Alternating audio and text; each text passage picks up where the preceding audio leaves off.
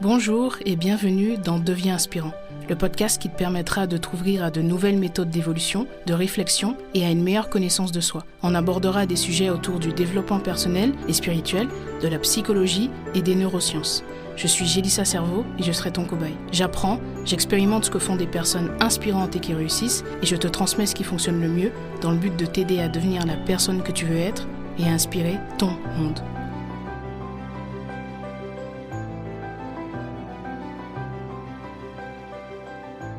Bienvenue dans ce nouvel épisode.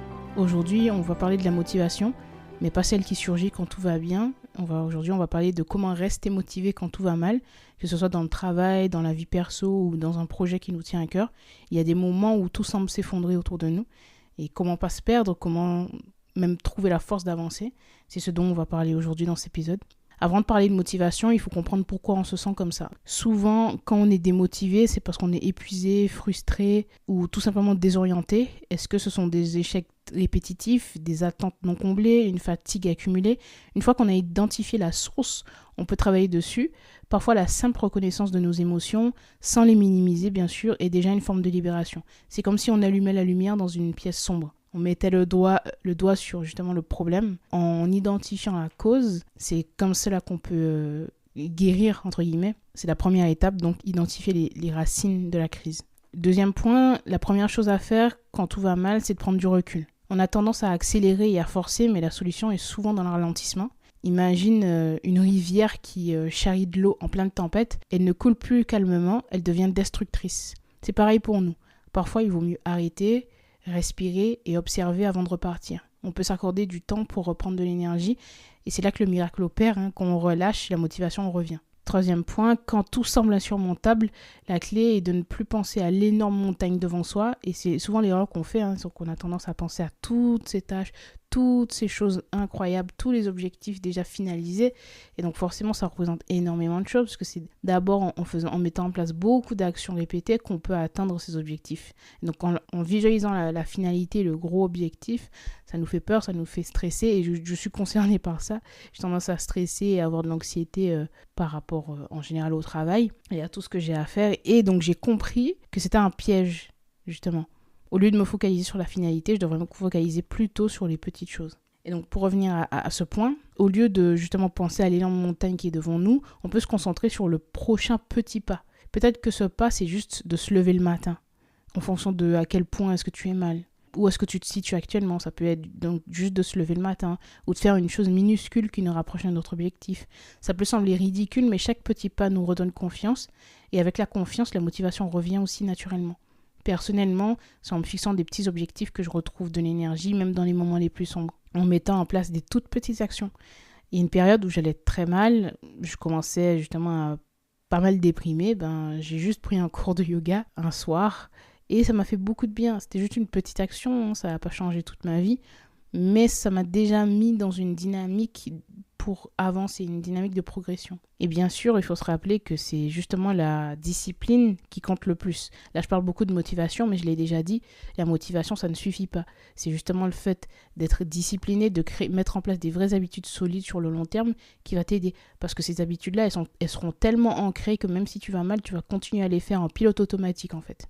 Et c'est ça qui va te rapprocher de tes objectifs. Quatrième point, donc, redéfinir ses objectifs et c'est pourquoi. C'est extrêmement important. Parfois, on se lance dans des projets, on oublie pourquoi est-ce qu'on s'est lancé parce que c'était pas une raison vraiment profonde pour nous. Dans les moments difficiles, il est essentiel de revenir à son pourquoi. Pourquoi est-ce qu'on fait ce qu'on fait? Est-ce que notre objectif est toujours aligné avec nos valeurs, nos envies profondes? Et est-ce que c'est pas justement un objectif qu'on s'est fixé pour papa, maman, pour la société ou pour je ne sais quelle autre raison? Parfois, on se rend compte qu'on est sur un chemin qui ne nous correspond plus et qu'il faut réajuster.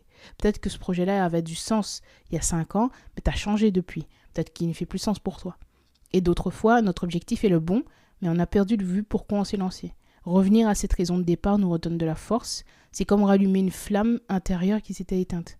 Moi, parfois, il m'arrive justement de perdre un petit peu de motivation. Il m'est arrivé notamment d'avoir une période comme ça qui était assez compliquée, où je n'avais plus trop d'énergie pour continuer à faire tout ce que je fais, tout le contenu, etc. Et en fait, c'est en me rappelant pourquoi est-ce que j'avais commencé au départ que j'ai retrouvé l'envie de continuer. La vraie raison. Pourquoi est-ce qu'au début, je me suis lancée? Pourquoi est-ce qu'au début, j'ai commencé à mettre en place ces actions-là? Alors que je n'avais rien, ni réseau, ni contact, compétences, ni argent, etc. Je me suis lancée pour des raisons qui étaient vraiment très importantes pour moi. J'avais vraiment envie de transmettre. C'était l'une de mes valeurs les plus importantes. Et donc, en me rappelant de ça, en me reconnectant à cette raison-là, évidemment que c'est devenu beaucoup plus simple pour moi de passer à l'action. Même avec la douleur, même avec l'adversité. Donc, reconnecte-toi à la raison pour laquelle tu t'es lancé à la base. Et si c'est quelque chose d'important pour toi, essaie de t'en souvenir, essaie de te rappeler de ça, dans les moments justement où ça devient difficile.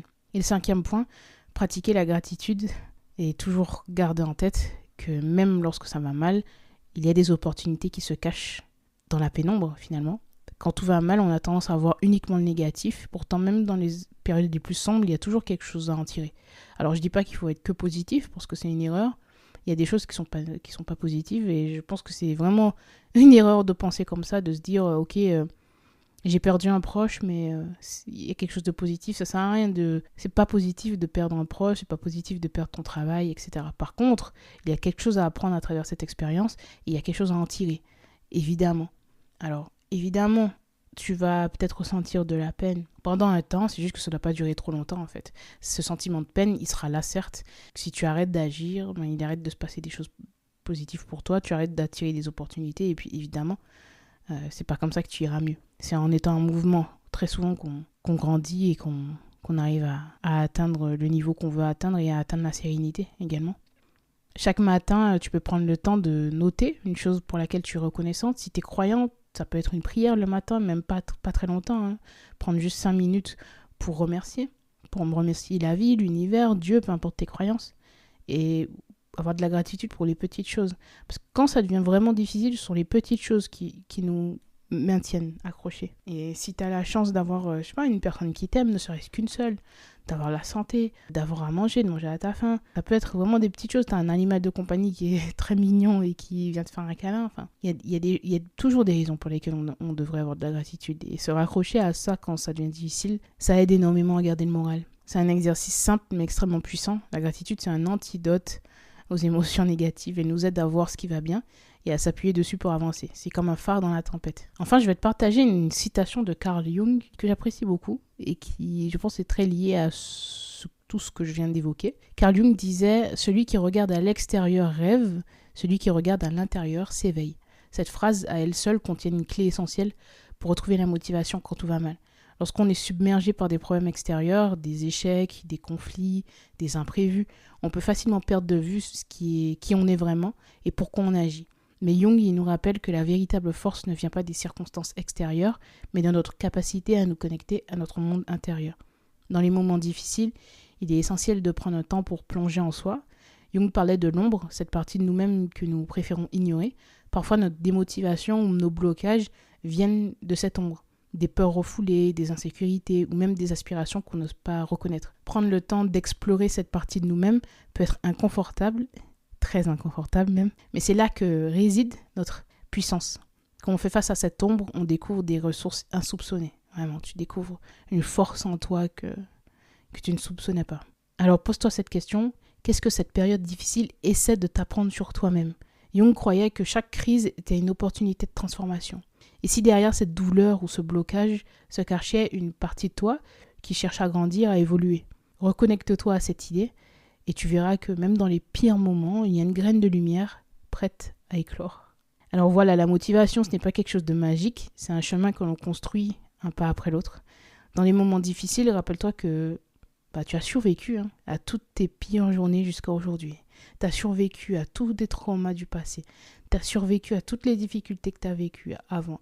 Tu as survécu au rejet, tu as survécu aux difficultés, tu as survécu aux échecs, tu as survécu aux moments down, tu as survécu au challenge, tu as survécu à la peur, tu as survécu au stress. Jusqu'ici, tu en as eu des mauvaises journées. Il y avait des jours avec et des jours sans. Et tu as survécu aux jours sans. Tu es encore là. Si tu es encore là, c'est-à-dire qu'il y a de l'espoir. Parce que tant qu'il y a de la vie, peut-être que la situation est sombre actuellement, mais c'est souvent dans ces moments-là qu'on découvre notre vraie force celle qui vient de l'intérieur. Alors s'il te plaît, si tu vis cette période difficile et que tu sais plus où aller, dans quelle direction aller, si tu sais plus si tu as encore la force, rappelle-toi de tout ce que je viens de dire, mais surtout rappelle-toi que tu t'es battu jusqu'ici pour une raison et que dans chaque obstacle, dans chaque difficulté, dans chaque expérience douloureuse, il se cache une opportunité de grandir et de découvrir qui tu es. Ça fait mal, c'est difficile, c'est douloureux, c'est inconfortable, mais je peux t'assurer qu'il y a des belles choses à en tirer. Et à un moment donné, tous les traumas que tu as pu vivre, ça fera moins mal. Et tu vas avancer, tu vas grandir et peut-être un jour atteindre la sérénité. Je te le souhaite. En tout cas, si cet épisode t'a plu, n'hésite pas à le partager, à me mettre 5 étoiles sur Apple Podcast ou sur Spotify. Et on se retrouve très vite dans un nouvel épisode. Devenons inspirants ensemble.